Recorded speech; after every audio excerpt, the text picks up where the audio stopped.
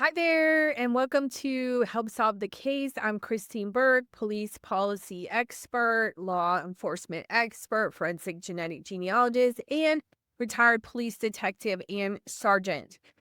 Thank you so much for being here. We are continuing our review of the Karen Reed civil case against the Massachusetts State Police and the Canton Police Department. And oh my goodness, is there a lot of fur flying, as I like to say, a lot of allegations and some really nasty language and some really nasty business here. And what does that mean? What is Karen Reed asking for? What is she saying? And what do I think she's going to need to support her case? So stay tuned and we'll find out. But before we get into it, I just want to say thank you so much for supporting the channel. Thank you for supporting me.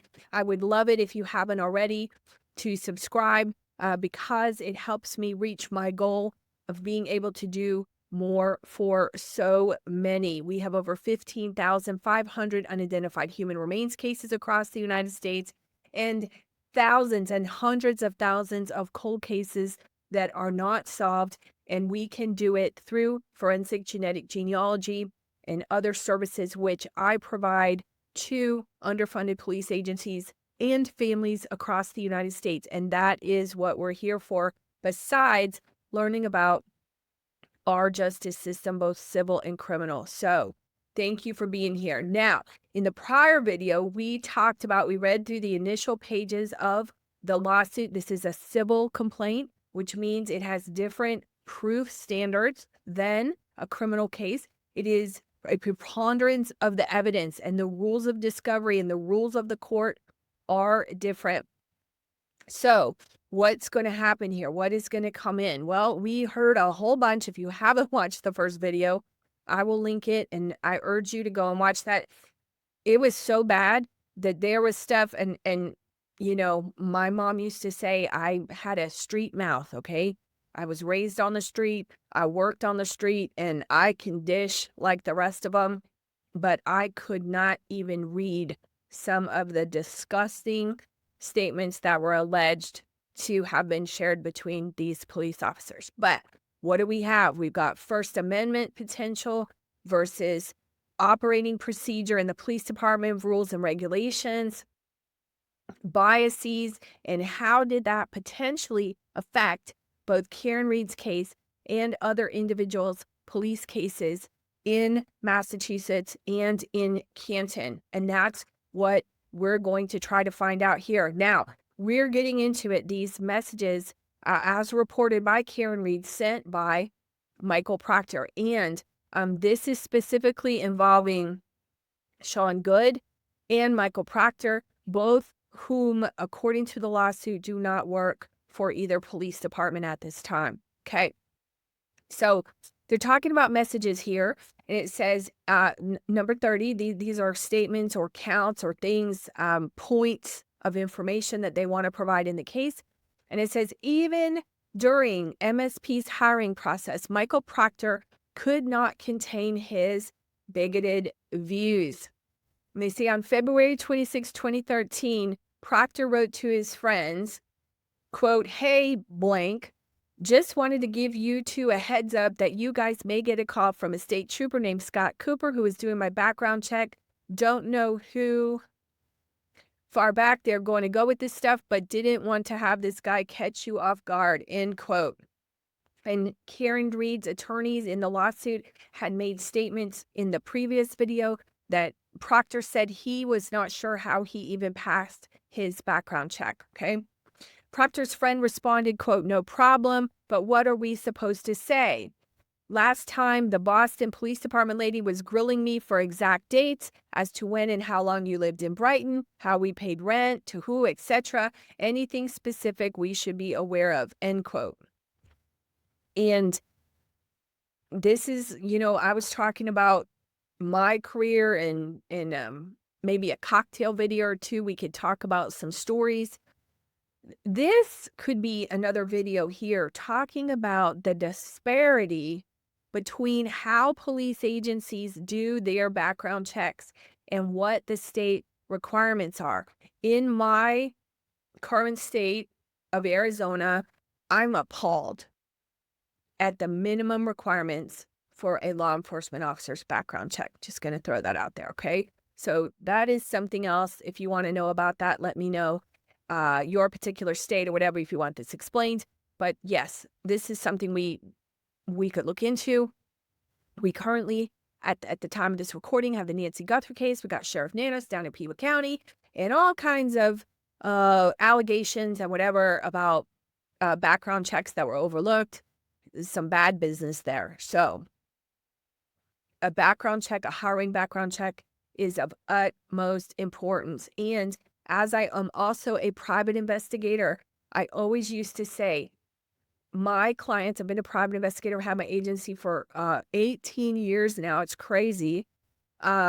Clients would never want to pay me the money needed on a front end background check for an employee. But after they had been, I was going to say robbed, but that's not the right word. After, employees had stolen from them or done bad things and taken thousands and thousands of dollars, they were ready to pony up the money needed to prosecute that person, but it was already too late. They did not want to pay a nominal amount to protect their business. And background checks need to be done right. That's a book I also want to write. But background checks need to be done right. I am used to doing law enforcement background checks. I know where the data and the dirt is. I know how to find it. And a background check, a bad background check is the worst thing that you could do, okay, to protect yourself, protect your family, and protect your assets, okay? So you've got to spend money on the front end, okay? So it sounds like this lady from Boston was doing a good job.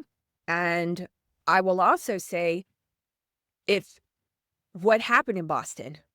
Did he not pass? Did he not pass the background check? What happened? When we have officers that apply in multiple jurisdictions and don't get hired, that can be very telling. So it says Proctor responded, quote, "That lady was an absolute who had it in for Bear." Okay, says that's his nickname. "Talked to this guy for a half hour today. I would be shocked he pulled the same blank as her just from how she acted with me on the phone," end quote. I don't know. Okay, I'm not going to read this nonsense.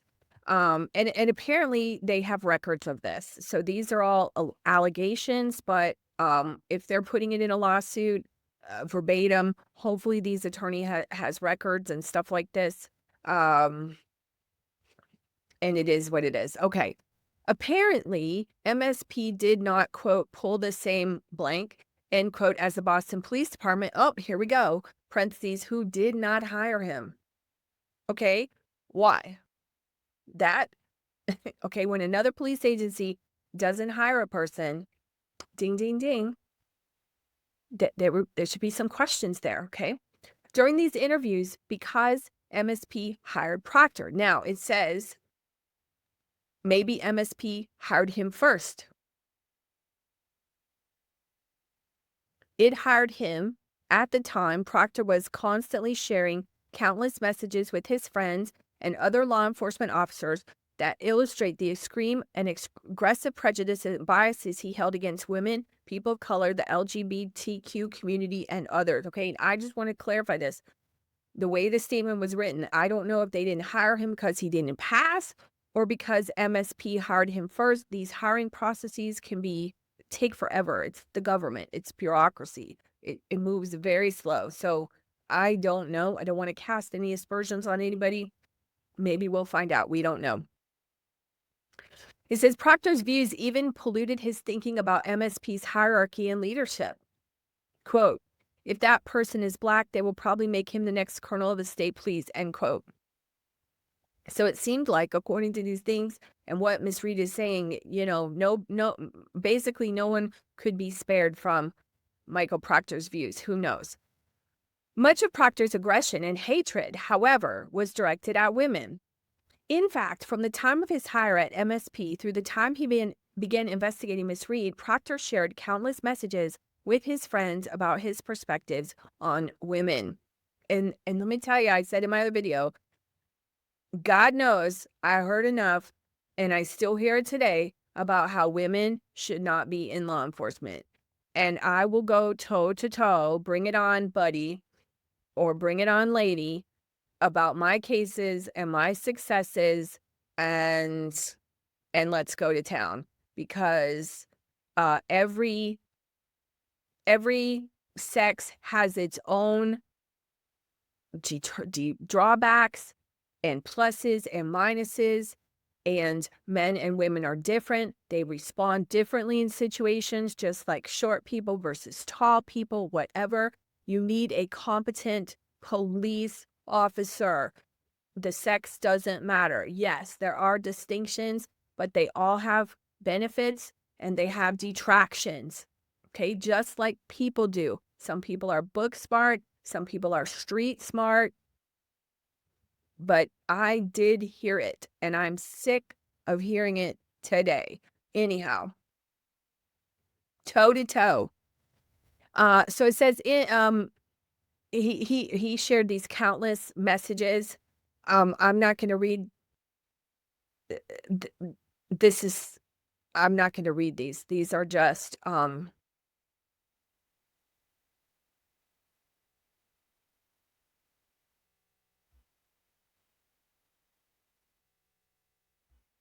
I can't even. You can read it. You could pause the video and read it. I'm going to read it.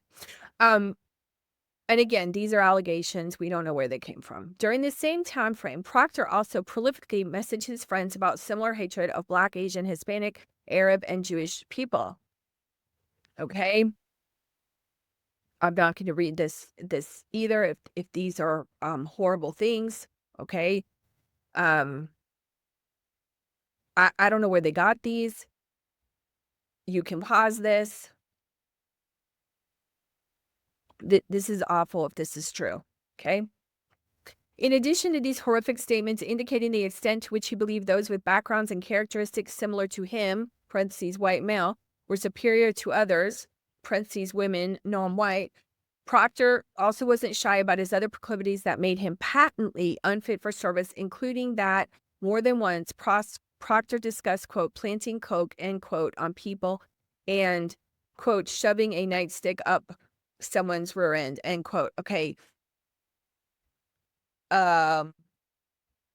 Unlawful touching and force, unacceptable. Planting drugs, unacceptable. Again, I'm not taking his side. These are allegations, but if true, disgusting.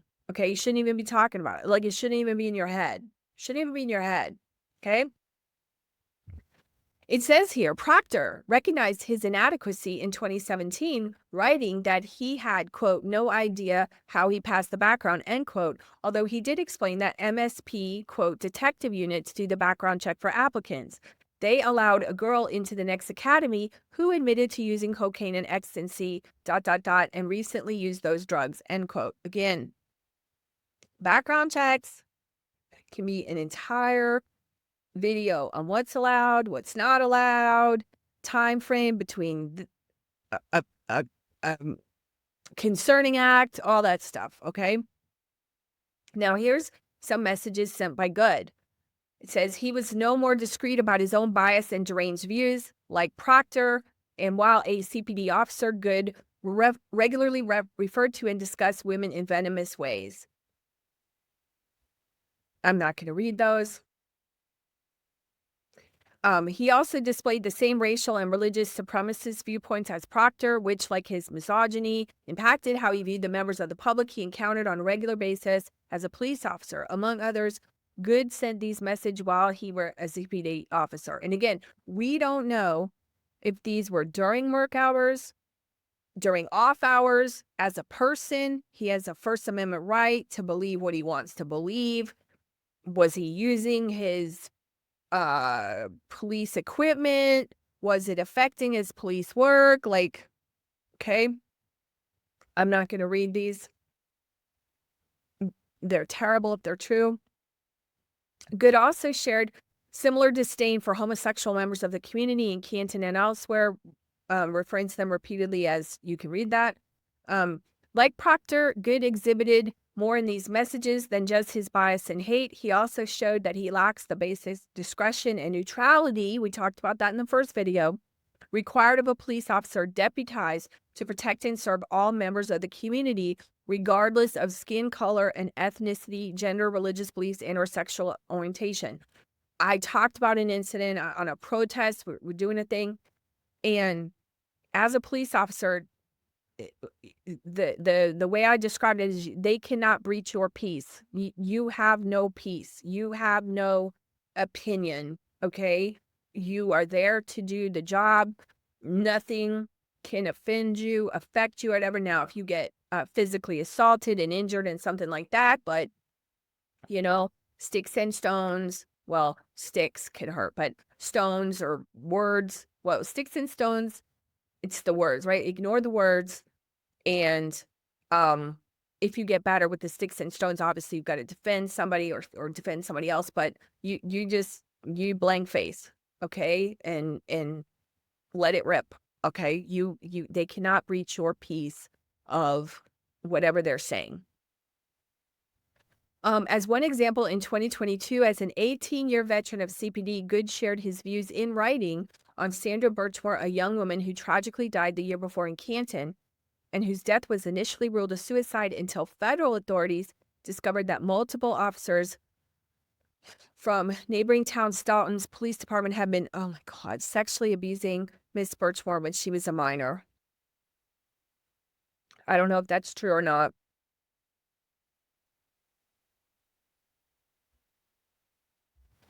After federal authorities investigated, they charged a former Staunton police officer with a murder, and her death is now classified as a homicide at the federal level. That's horrible. The Norfolk County District Attorney's Office early this year changed her death from, quote, suicide, end quote, to undetermined, end quote. How did he get, so he's charged, maybe he's not convicted. How do you charge homicide when it's suicide? Interesting. If you guys know what the status of that is on that case, that would be interesting. Disgusting, but interesting. Against this backdrop, Goode told his friends, quote, that chick was borderline retarded, end quote.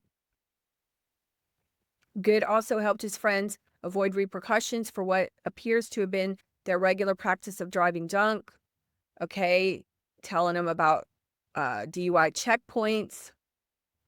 He apparently relished his ability to use his institutional power, authority, and access to illegally obtain information about women he encountered in his daily life, writing in 2015, quote, haha, I can't wait to look up this blank tonight at work, end quote. Again, violation, if true.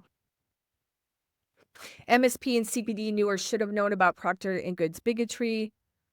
Proctor and Goode's biases, bigotry, and personal histories were known or should have been known. Knew or should have known. That's the verbiage in the lawsuits and stuff from a liability standpoint to MSP. And I was trained on that as a supervisor, right? So I know those buzzwords.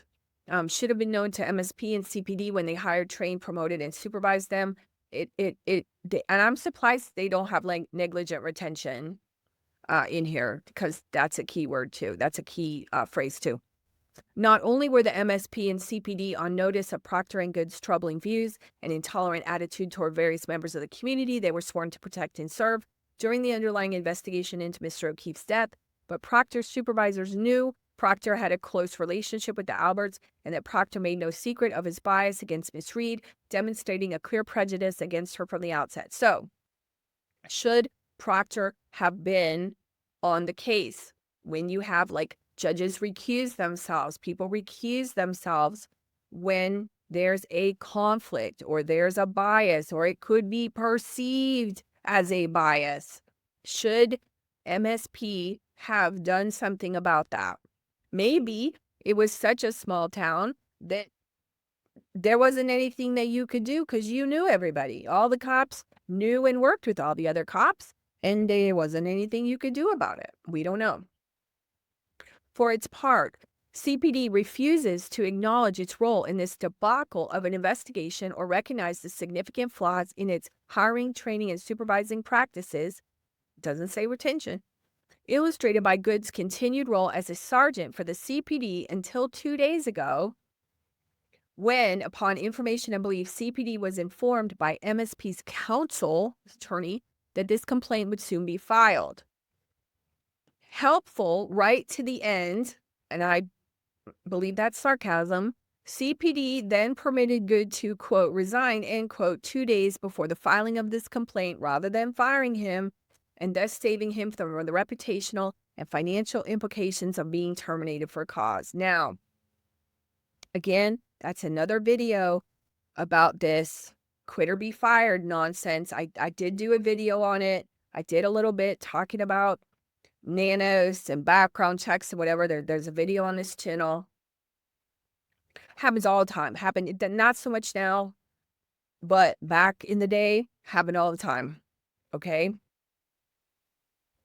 It says, as for the MSP, both before and during the Proctor-led investigation, his immediate supervisor, Buchanan, provided his annual employment reviews. That's normal. True to form, despite knowing firsthand the extent of Proctor's unlawful conduct, bias, and bigotry, and I'm assuming they're saying that because Buchanan might have been involved in it or received some of these messages or whatever. I don't know. I'm just guessing. Buchanan repeatedly, parentheses, and falsely wrote that, quote, Proctor, has handled himself, with the utmost professionalism, and, with strict integrity, end quote. Now, off-duty behavior, on-duty behavior, violations of official policy, not violations of official policy. We don't know. And confirmed that they had successfully, quote, discussed MSC's policies, end quote, concerning, quote, anti-harassment, sexual harassment, and discrimination, end quote, diversity, end quote, among others. Other times, the MSP simply looked the other way. For example, in February 2024, 4 months before Miss Reed's first trial, the MSP was aware they had a problem specifically related to Miss Reed's case. The DOJ had begun investigating the investigators, and on February 1st, questioned Proctor in a grand jury proceeding about text messages he wrote in which he called Miss Reed a, quote, C-U-N-T, end quote, among other bigoted comments on the Department of Justice had found. Proctor was also questioned about his text at 11 p.m. on January 29, 2022, that House defendant, and those are referring to people tangentially related to the John O'Keefe case, the Karen Reed case, that they incorporated in here, and they're naming them House defendants. Brian Albert would escape scrutiny in the investigation because, quote, he's a Boston cop too, end quote. Okay. Further, Proctor was confronted at this grand jury about texts from Julie Albert to his sister, Courtney Proctor, asking to give Proctor a gift for some implied favor he did for the Alberts during their interviews for the case. Now that, I don't know what that is all about. It's the doing or the appearance of the doing. You cannot even get anywhere close to the appearance of the doing.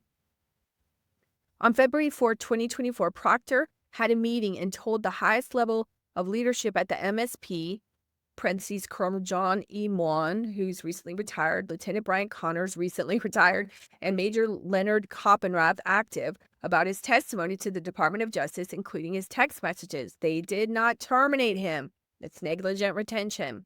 If they violated the policies.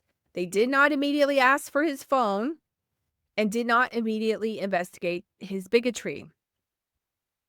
They knew it existed and where to find it, but they didn't want to, at least until Miss Reed's trial was over. Indeed, they tried to hide it from Miss Reed and the public despite initiating an internal affairs investigation in early March 2024. When did he have this meeting? January. So they waited before the jury in Miss Reed's first criminal trial was even impaneled. It was not, let me tell you, if I knew that the DOJ was investigating my officer, man, that's duty, babe. Yeah, like, It was not until Ms. Reed's defense counsel found out about these messages and then used them during the public trial that MSP concluded it couldn't ignore this any longer. That's a pretty strong statement.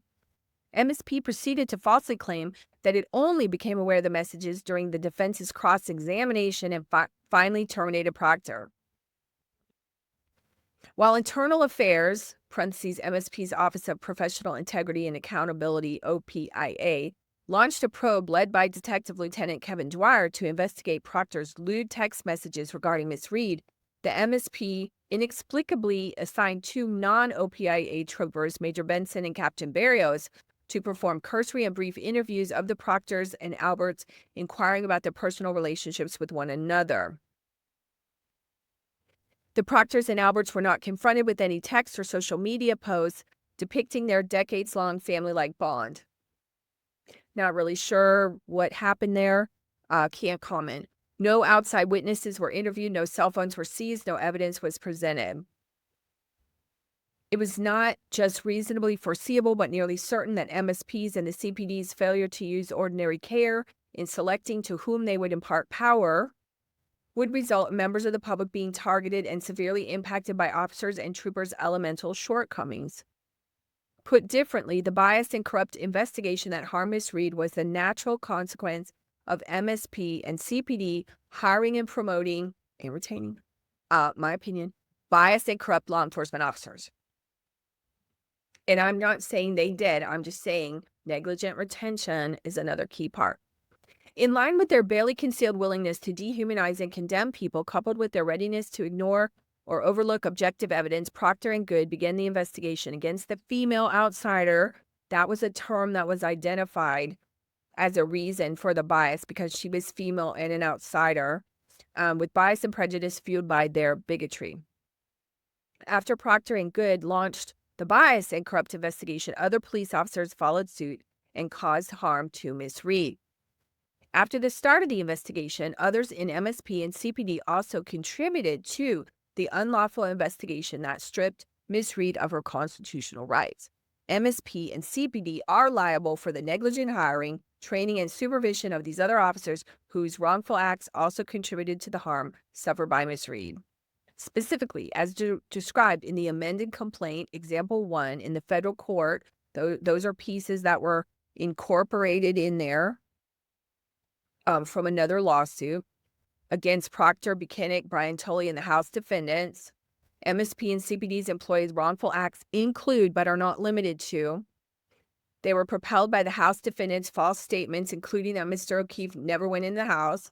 They failed to investigate any theory other than seeking to singularly focus on Ms. Reed to the exclusion of all other available evidence. They ignored that Mr. O'Keefe's injuries were consistent with the physical altercation and dog attack, and that no injuries were consistent with the vehicle strike.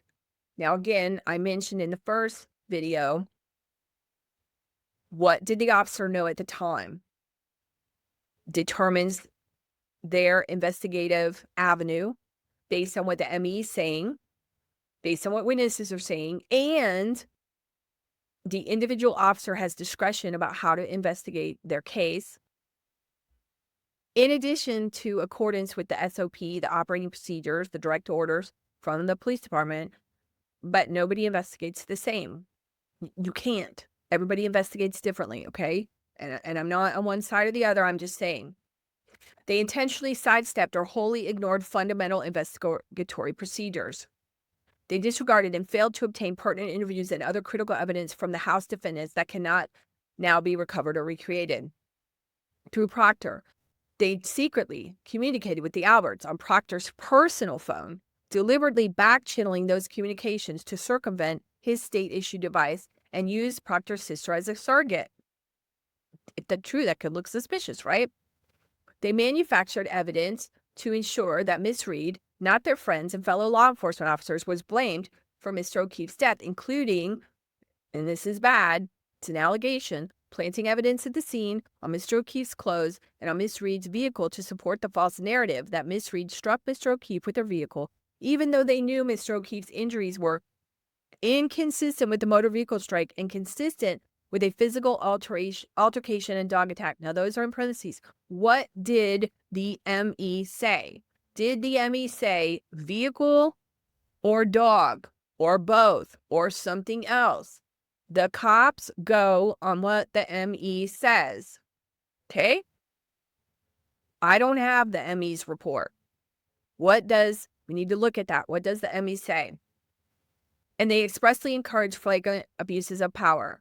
Armed with the fruits of this fundamentally flawed and biased investigation, the Norfolk District Attorney's Office proceeded to prosecute Miss Reed for murder, resulting in 2 juries rejecting the Commonwealth's charges and Miss Reed losing her career, home, car, livelihood, and reputation.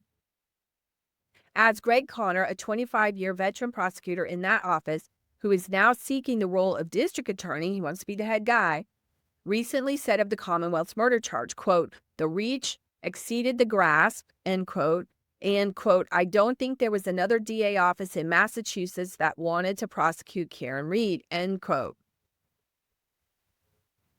The reach exceeded the grasp. Let me look at that. Okay, so this says you are trying to achieve something bigger than your current ability, resources, knowledge, or position can support. So it doesn't, I don't know if the ability talks to the facts.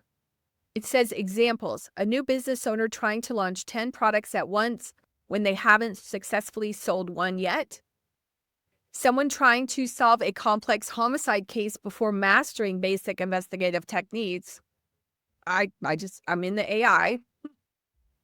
A startup promising capabilities that the technology can't actually deliver.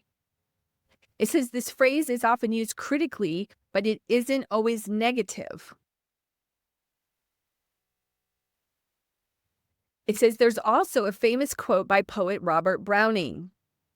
But a man's reach should exceed his grasp, or what's a heaven for?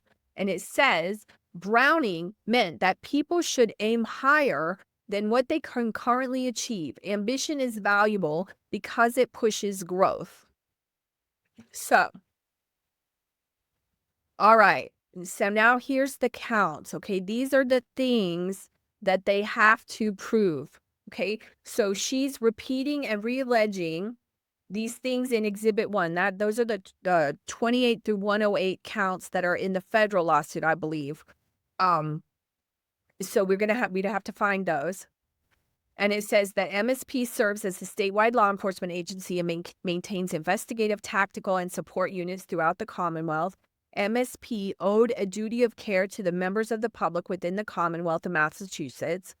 MSP had a duty to exercise reasonable care to ensure that MSP troopers do not cause foreseeable harm to a foreseeable class of plaintiffs, including but not limited to members of the public with whom they interact in the course of their duties. That duty includes, without limitation, the duty to adequately, now here's the word, they didn't allege it in the count, but said hire, train, supervise, and retain to avoid foreseeable harm to members of the public with whom troopers interact.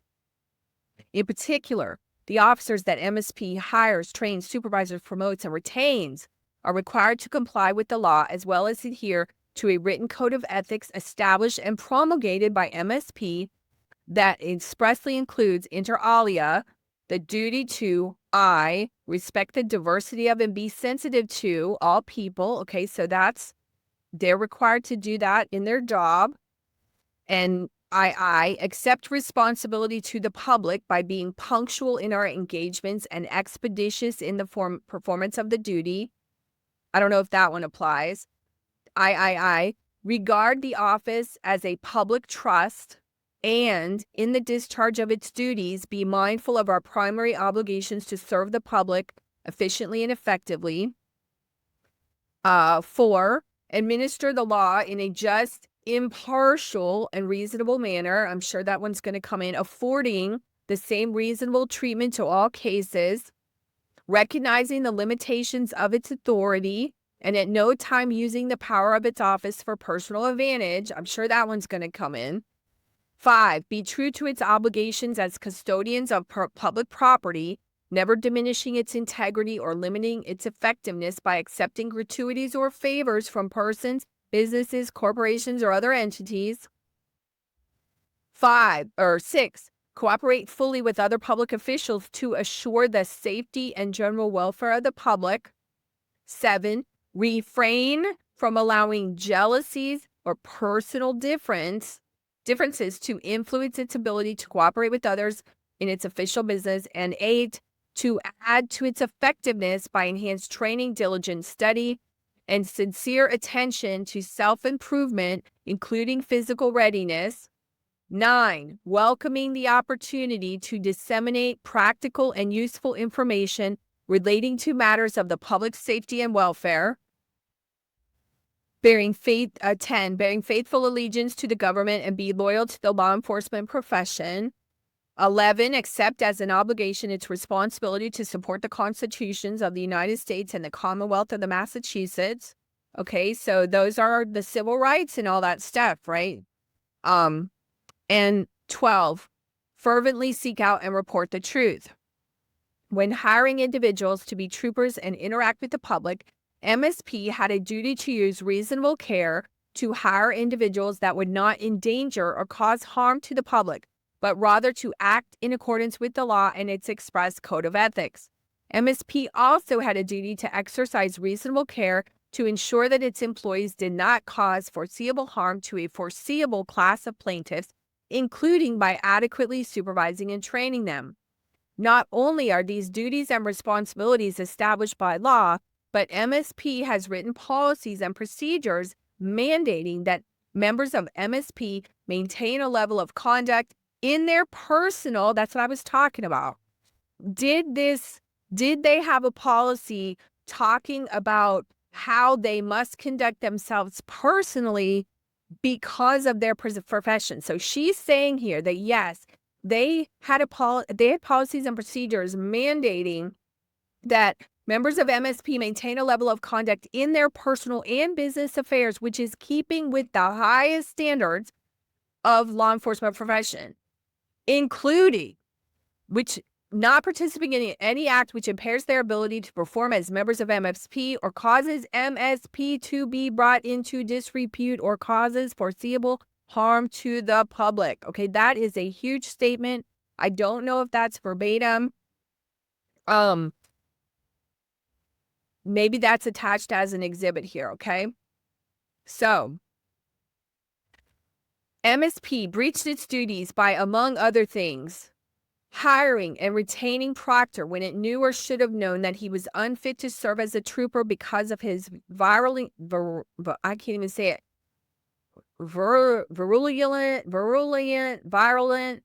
deep-seated biases. I cannot say it. Virulent, deep-seated biases. Failing to adequately train and supervise Proctor, Buchanan, and Tully is described above, including but not limited to failing to adequately train and evaluate them in the following areas, the importance of which it knew or should have known, there's the language, acting upon bigoted views.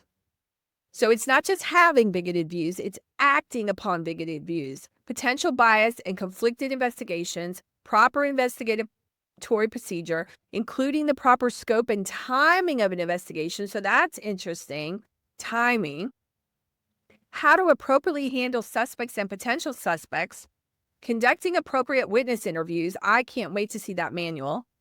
Securing evidence in crime scenes, establishing chains of custody, and communicating properly with witnesses, suspects, and third parties, and prohibitions on planting, manufacturing, tampering with, or manipulating evidence, perjury, and falsifying documents. Man, the discovery and the interviews and the questioning on this on the stand, especially around these, are going to be good. Like I mentioned, Derek Chauvin case. Very good. Very good for the police witnesses talking about the training and the standards and whatever. Allowing Proctor to continue to investigate even though he had personal relationships with witnesses and potential suspects in the murder, and which led to an unlawful and favorable treatment of potential suspects. Like, that's bad. If true, allowing Proctor to continue to investigate even though he had exhibited an extreme and personal negative bias towards Karen Reed. Yes, if true, did they know it? Did the MSP know that at the time? allowing Proctor, Buchanan, and Tully to continue to investigate even though they had violated rules, policies, and procedures in all manners of the investigation. Yes, if true. Allowing Proctor and Buchanan to plant, fabricate, and manipulate evidence, falsify documents, and commit perjury. Horrible, if true. Allowing and neglecting to stop Proctor's, Buchanan's, and Tully's failures to secure evidence in the crime scene, obtain evidence, timely and appropriately interview suspects, and investigate the Alberts, McCabe's, or Higgins. And by continuing to employ that's negligent retention, Proctor, Buchanan, and Tully, MSP knew or should have known, there's the words, that each had engaged in misconduct during the performance of their employment, including but not limited to, upon information and belief in prior investigations, Proctor, Buchanan, and Tully repeatedly failed to follow rules, regulations, policies, and procedures, and upon information and belief in prior investigations, Proctor, Buchanan, and Tully each have exhibited a pattern of misconduct, including misogynist conduct. Okay, she's going to have to prove all these counts, okay? So they better have the goods on that. MSP's failures caused harm to Miss Reed. Specifically, Miss Reed was wrongfully investigated and prosecuted for Mr. O'Keefe's death, resulting in the loss of employment, reputational damages, and millions of dollars of legal expenses, as well as severe emotional distress and injury. Among other things, Miss Reed has lost her career, her home, her car, and her reputation. She lost her freedom of movement for years and was forced to endure 2 criminal trials before finally being acquitted of any crime related to Mr. O'Keefe's death. This also caused severe emotional and physical damage to Miss Reed. Miss Reed presented her claim in writing to MSP pursuant to blah, blah, blah. MSP explicitly denied Miss Reed's claim, okay, on April 14, 2026. So I guess she asked for damages. Miss Reed is entitled to damages for MSP's negligence in an amount to be determined at trial. Now, we've got count 2. This is against Canton, okay? They're going with the Exhibit 1, all those parts. And the CPD had a duty to exercise reasonable care. Okay, it's going to go through the same statements, okay? I'm not going to read it again because it's going to be the same sentences, okay? That they had a duty to exercise reasonable care to ensure its employee would not endanger or cause harm to the public. They had a duty to adequately supervise its facilities, and it breached its duty by failing to properly hire, train, supervise, and retain Goode when it either knew or should have known is important, that he was unfit to serve as a trooper because of his virulent and deep-seated biases, failing to properly supervise and train Sergeant Michael Lank in his failure to inspect or secure 34 Fairview Road and secure the scene where Mr. O'Keefe's body was found, inspected house defendants' bodies for evidence of a fight, or asked to search the house defendants' phones, all on the morning of January 29, 2022. I can't wait to see these cross-examinations on this stuff. Like, I don't, y'all can think how, and again, not taking sides, how how investigations are supposed to go and how people are trained and how cops respond. I don't know what experts she's going to have here, but that will be very interesting. Failing to preserve, protect, and secure various surveillance video inside and outside the Sally Port, including but not limited to setting the, quote, auto-delete, end quote, function on such videos to, quote, 30 days, end quote, and not preserving those particular videos for a longer period of time. I mean, yeah, nobody wants a use of force claim or a theft claim or whatever. That's on the city or the police department, right? Attempting to obfuscate and hide from Miss Reed's criminal defense team surveillance video footage from inside the police station and outside in the parking lot on relevant days. I don't know exactly what that is. Failing to supervise the relationship between Proctor and Kevin Albert, including permitting backdoor communications involving the O'Keefe investigation and other social activities during the investigation, including drinking and driving together on Cape Cod. Providing Brian Higgins with access to the CPD station without supervision. I think Brian Higgins, is he the ATF guy? Didn't he have an office there? Once CPD knew Higgins used the CPD station in the middle of the night immediately following the house party on the night of Mr. O'Keefe's death, failing to investigate and report that fact to the MSP. Okay. Hiding the close relationship between CPD's chief Ken Berkowitz and the House defendant Higgins, and failing to document the condition of and supervise Miss Reed's SUV once it entered the Sallyport garage at CPD and allowed the undocumented destruction of the taillight. We'll see how they're going to show that. The CPD's failures caused harm to a foreseeable class of plaintiffs, namely Miss Reed. Specifically, and among other things, the CPD's breaches proximately caused Miss Reed to lose her career, her home, her car, and her reputation. She lost her freedom of movement for years and was forced to endure 2 criminal trials before finally being acquitted of any crime related to Mr. O'Keefe's death. She's innocent. This also caused severe emotional and physical damage to Miss Reed. Miss Reed presented her claim in writing to CPD, They did not respond. As a result, they denied her claim. Here's the thing. Okay, now they've got civil conspiracy.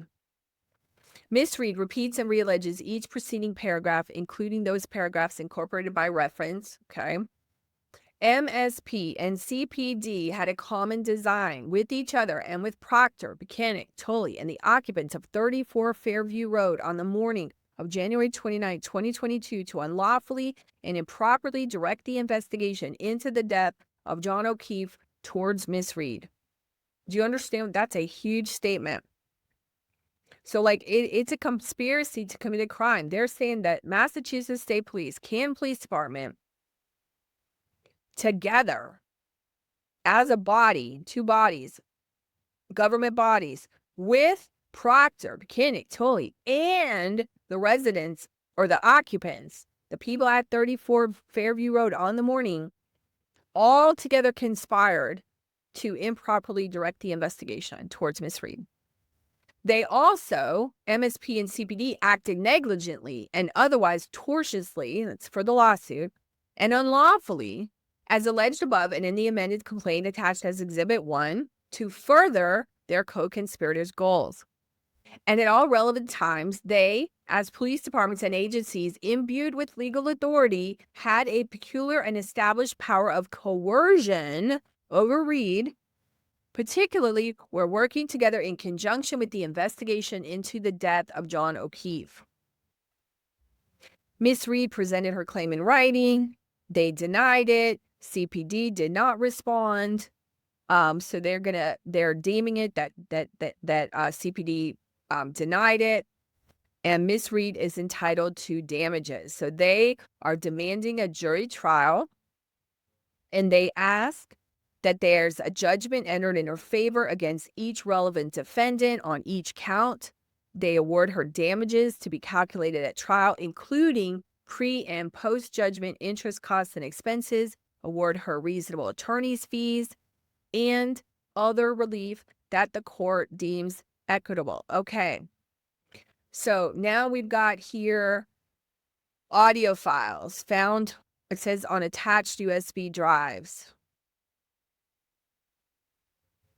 I don't know what that is, where they got this. Okay, so this is the federal case. This is the federal case against Michael Proctor personally, Sergeant Mechanic personally, Tully personally, Canton, Brian Albert, Nicole Albert, Jennifer, Matthew McCabe, Brian Higgins. Okay, this is federal civil. All right. When I talked about in the first video, making a decision as an officer that violates somebody's civil rights, that violates somebody, you don't want to, and like we talked about in the Nancy Guthrie case, what's going on with Sheriff Nanus, you don't want to, in the journalist, you don't want to do something as an officer, follow a direct order, right? You have to follow a direct order so you don't get fired, but you don't want to do that. I mean, obviously nobody wants to get fired, but you don't want to do that and violate somebody's civil rights, okay? Because then you got this, okay? And you could have criminal charges, okay? So So we got this. They're saying they're incorporating counts 28 through 108. So we're just going to scroll through here. Okay. Um, I think they said counts. So we got to get down to the counts.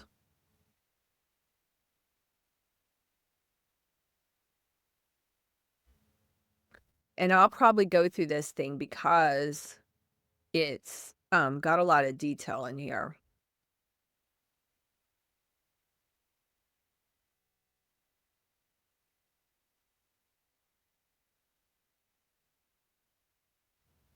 We may not have that. Okay. Because they're going up in numbers.